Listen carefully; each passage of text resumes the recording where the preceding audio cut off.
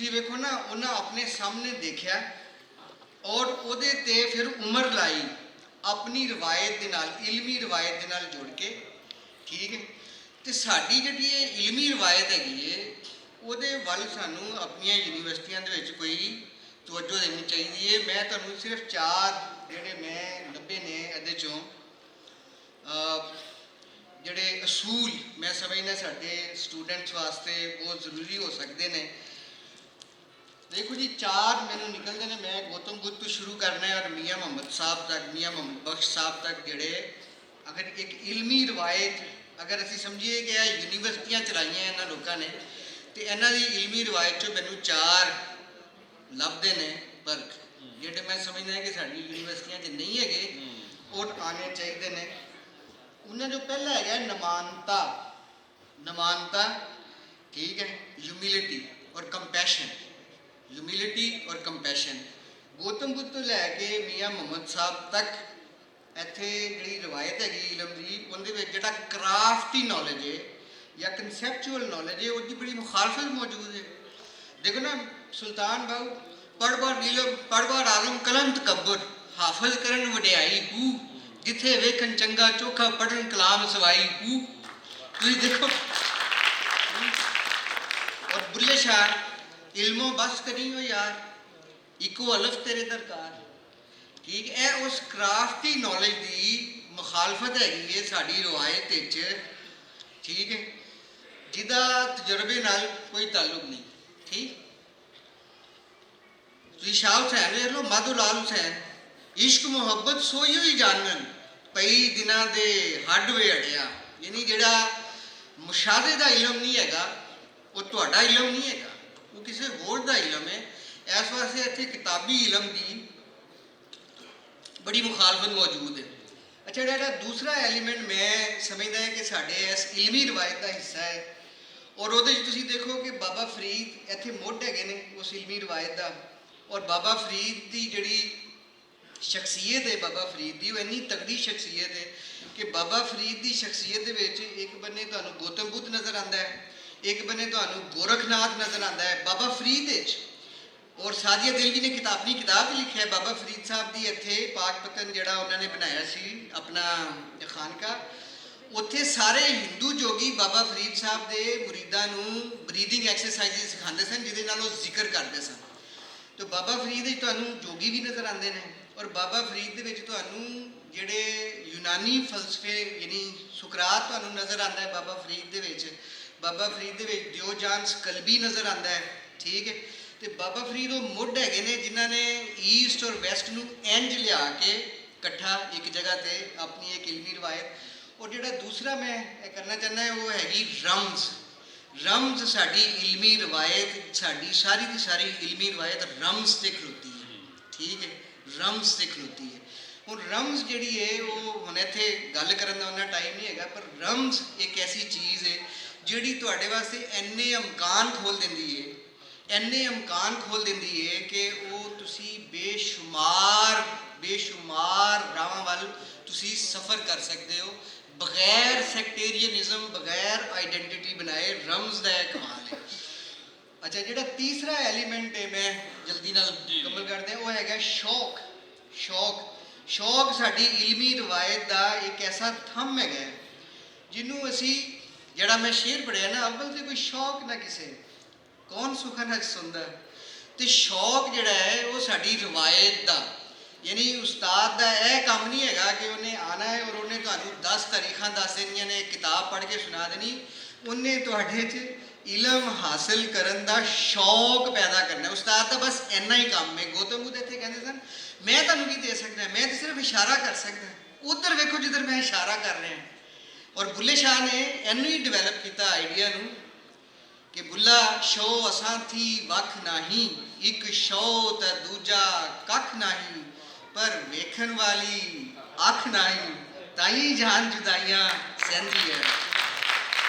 ਹੁਣ ਇੱਥੇ ਮੈਂ ਤੁਹਾਡੀ ਉਹ ਜਿਹੜੀ ਗੱਲ ਹੈਗੀ ਹੈ ਨਾ ਕਿ ਹੁਣ ਅਸੀਂ ਪੰਜਾਬ 'ਤੇ ਕੰਮ ਕਰਨੇ ਫਾਰ ਐਗਜ਼ਾਮਪਲ, ਜਾਂ ਦੁਨੀਆ 'ਚ ਜਿਸ ਤੇ ਕੰਮ ਹੋ ਰਿਹਾ ਹੈ, ਕੰਮ ਅਸੀਂ ਆਪਣੇ ਆਪ 'ਤੇ ਕਰ ਰਹੇ ਹਾਂ। ਅੱਖ ਮੇਰੀ ਅਮਰੀਕਨ ਹੈ ਤੇ ਮੈਂ ਕੀ ਕੰਮ ਕਰਨਾ ਹੈ ਤੁਸੀਂ ਮੈਨੂੰ ਦੱਸੋ। ਮੈਂ ਅਗਰ ਆਪਣੇ ਆਪ ਨੂੰ ਪਹਿਲਾਂ ਮੈਂ ਅੰਗਰੇਜ਼ਾਂ ਦੀ ਅੱਖ ਨਾਲ ਵੇਖਿਆ, ਠੀਕ ਹੈ। ਫਿਰ ਮੈਂ ਆਪਣੇ ਆਪ ਨੂੰ ਅਰਬਾਂ ਦੀ ਅੱਖ ਨਾਲ ਵੇਖਿਆ, ਹੁਣ ਮੈਂ ਆਪਣੇ ਆਪ ਨੂੰ ਅਮਰੀਕਾ ਦੀ ਅੱਖ ਨਾਲ ਵੇਖ ਰਿਹਾ, ਤੇ ਮੈਂ ਕੀ ਖੱਟਿਆ ਦੱਸ? ਹੈ ਦੱਸ, ਮੈਂ ਕੀ ਪਿਆਰ ਵਿੱਚੋਂ ਖੱਟਿਆ?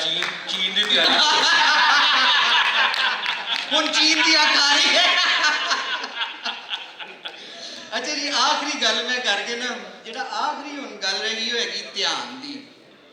ਧਿਆਨ ਇੱਕ ਐਸਾ ਆਈਡੀਆ ਹੈਗਾ ਜਿਹੜਾ ਇੱਥੇ ਜੈਨੀਆਂ ਨੇ, ਬੁੱਧਿਸਟਾਂ ਨੇ, ਔਰ ਉਧਰੋਂ ਵੀ ਆਇਆ ਹੈ, ਯਾਨੀ ਮਿਡਲ ਈਸਟ ਤੋਂ ਵੀ ਆਈਡੀਆ ਜਿਹੜਾ ਆਇਆ ਹੈ। ਉਹਦਾ ਲਫ਼ਜ਼ ਹੋਰ ਹੋ ਸਕਦਾ ਹੈ, ਉਹਨੂੰ ਤੁਸੀਂ ਮੁਰਾਕਬਾ ਕਹਿ ਸਕਦੇ ਹੋ, ਪਰ ਕੰਮ ਤੇ ਉਹੀ ਹੈ ਨਾ, ਉਹਦਾ ਨਾਂ ਜੋ ਮਰਜ਼ੀ ਰੱਖ ਲਓ। ਉਹਨੇ 4 ਚੀਜ਼ਾਂ ਮੈਂ ਸਮਝਦਾ ਹੈ ਕਿ ਸਾਡੀ ਇਲਮੀ ਰਵਾਇਤ ਦੇ ਐਸੇ ਤਗੜੇ ਪਿਲਰ ਨੇ, ਸਾਡੀ ਇਲਮੀ ਰਵਾਇਤ ਦੇ, ਜਿਹੜੀ ਬਹੁਤ ਤਗੜੀ ਰਵਾਇਤ ਹੈ। ਇਹਨਾਂ ਐਲੀਮੈਂਟਸ ਦੇ ਨਾਲ ਤੁਸੀਂ ਵੇਖੋ ਨਾ, ਇਹਨਾਂ ਐਲੀਮੈਂਟਸ ਨੇ ਇੱਥੇ ਗੋਰਖਨਾਥ ਪੈਦਾ ਕੀਤਾ, ਇਹਨਾਂ ਐਲੀਮੈਂਟਸ ਨੇ, ਠੀਕ ਹੈ। ਨਾਨਕ ਪੈਦਾ ਕੀਤਾ, ਫਰੀਦ ਪੈਦਾ ਕੀਤਾ, ਠੀਕ ਹੈ। ਕਬੀਰ ਪੈਦਾ ਕੀਤਾ, ਠੀਕ ਹੈ ਜੀ। ਸੁਲਤਾਨ ਬਾਹੂ ਪੈਦਾ ਕੀਤਾ, ਬੁੱਲੇ ਸ਼ਾਹ ਪੈਦਾ ਕੀਤਾ, ਸ਼ਾਹ ਹੁਸੈਨ ਪੈਦਾ ਕੀਤਾ, ਮਾਧੋ ਲਾਲ ਸ਼ਾਹ ਹੁਸੈਨ। ਔਰ ਇਹ ਉਹ ਇਲਮੀ ਰਵਾਇਤ ਹੈ ਜਿਹਦੇ ਨਾਲ ਅਗਰ ਅਸੀਂ ਜੁੜਨੇ ਆ ਤੇ ਮੈਨੂੰ ਇੰਝ ਲੱਗਦਾ ਹੈ ਕਿ ਮੈਨੂੰ ਕਿਸੇ ਦੇ ਇਲਮ ਨਾਲ ਕੋਈ ਇਨਕਾਰ ਨਹੀਂ ਹੈਗਾ। ਯਾਨੀ ਅਮਰੀਕਨ ਇਲਮ ਦੀ ਇੱਕ ਅਫਾਦੀਅਤ ਹੋ ਸਕਦੀ ਹੈ, ਫਾਇਦਾ ਹੋ ਸਕਦਾ ਹੈ ਕਿਸੇ ਚੀਜ਼ ਦਾ, ਪਰ ਜਿਹੜੇ ਸਾਡੇ ਰੋਗ ਨੇ, ਦੇਖੋ ਸਾਡੇ ਜਿਹੜੇ ਰੋਗ ਨੇ, ਉਹ ਰੋਗ ਇੱਥੇ ਇਹਨਾਂ ਲੋਕਾਂ ਨੇ ਸਮਝੇ ਨੇ, ਔਰ ਆਪਣੇ ਅੱਖਾਂ ਦੇ ਸਾਹਮਣੇ ਵੇਖ ਕੇ ਸਮਝੇ ਨੇ, ਹੱਡ ਬੀਤੀ ਨਾਲ ਸਮਝੇ ਨੇ, ਔਰ ਉਹਨਾਂ ਨੂੰ ਖੋਜ ਕੀਤੀ ਹੈ, ਔਰ ਉਹਨਾਂ ਨੂੰ ਇੱਥੇ ਹੱਲ ਕੀਤਾ ਹੈ। ਔਰ ਅਗਰ ਅਸੀਂ ਇਸ ਰਵਾਇਤ ਨਾਲ, ਇਲਮੀ ਰਵਾਇਤ ਨਾਲ ਜੁੜ ਕੇ, ਅਸੀਂ ਬੇਸ਼ੱਕ ਯਾਨੀ ਅਮਰੀਕੀ ਇਲਮ ਪੜ੍ਹਦੇ ਰਹੀਏ, ਲੇਕਿਨ ਇਹ ਐਲੀਮੈਂਟਸ ਲਿਆ ਕੇ ਅਗਰ ਅਸੀਂ ਕਰੀਏ ਤੇ ਸਾਡੀ ਜਿਹੜੀ ਰਿਸਰਚ ਹੈ ਉਹਦੇ 'ਚ ਬਰਕਤ ਪੈ ਸਕਦੀ ਹੈ, ਠੀਕ ਹੈ। ਉਹ ਕਿਸੇ ਦਾ ਭਲਾ ਕਰ ਸਕਦੀ ਹੈ, ਕਿਸੇ ਦੀ ਪੀੜ ਦੂਰ ਕਰ ਸਕਦੀ ਹੈ। ਮੇਰੀ ਇਹ ਬਸ ਮੈਂ ਚਾਹੁੰਦਾ ਹਾਂ ਪਹਿਲੇ ਥੋੜ੍ਹੀ ਜਿਹੀ ਗੱਲ ਹੋ ਜਾਏ ਰਿਸਰਚ ਮੈਥਡੋਲੋਜੀ ਦੇ ਹਵਾਲੇ ਨਾਲ ਔਰ ਇਹਦੇ ਹਵਾਲੇ ਨਾਲ। ਔਰ ਤੁਸੀਂ ਦੇਖਿਆ ਕਿ ਜਿਹੜੇ 4 ਐਲੀਮੈਂਟ ਇਮਦਾਦ ਹੁਸੈਨ ਵਿਖੇ ਰਹੇ ਨੇ, ਉਸ ਤੋਂ ਬਾਅਦ ਪਤਾ ਚੱਲਦਾ ਕਿ ਇਹ ਤਾਂ ਕੰਮ ਅਸੀਂ ਕਰਨੇ ਵੀ ਹੈਗੇ। ਇਹਦੇ ਪੱਕੀ ਗੱਲ ਨਹੀਂ। ਕੋਈ ਹੋਰ ਗੱਲ ਦੱਸੋ। ਦੇਖੋ, ਜਿੱਥੇ ਇਲਮ ਦੀ ਬੁਨਿਆਦ ਡਿਗਰੀ 'ਤੇ ਹੋਏ, ਮੇਰਾ ਆਪਣਾ ਬੇਟਾ, ਉਹਨੇ ਮੈਨੂੰ ਕਿਹਾ ਜੀ ਮੈਨੂੰ ਕਿਉਂ, ਇਹ ਤਾਂ ਡਿਗਰੀ ਹੈਗੀ ਹੈ। ਉਹਨੇ ਕਿਹਾ ਨਹੀਂ, ਉਹ ਵੱਡਾ, ਉਹਨੇ ਕਿਹਾ ਡਿਗਰੀ ਹੈਗੀ ਹੈ, ਇਹਦੀ ਕੋਈ ਵੈਲਿਊ ਨਹੀਂ ਹੈਗੀ। ਉਹ ਬਾਹਰੋਂ ਜਾ ਕੇ ਲਾਅ ਕਰਕੇ ਆ ਗਿਆ, ਲੇਕਿਨ ਉਹਨੇ ਕਿਹਾ ਹੈ ਕੁਛ ਨਹੀਂ, ਡਿਗਰੀ ਹੈ।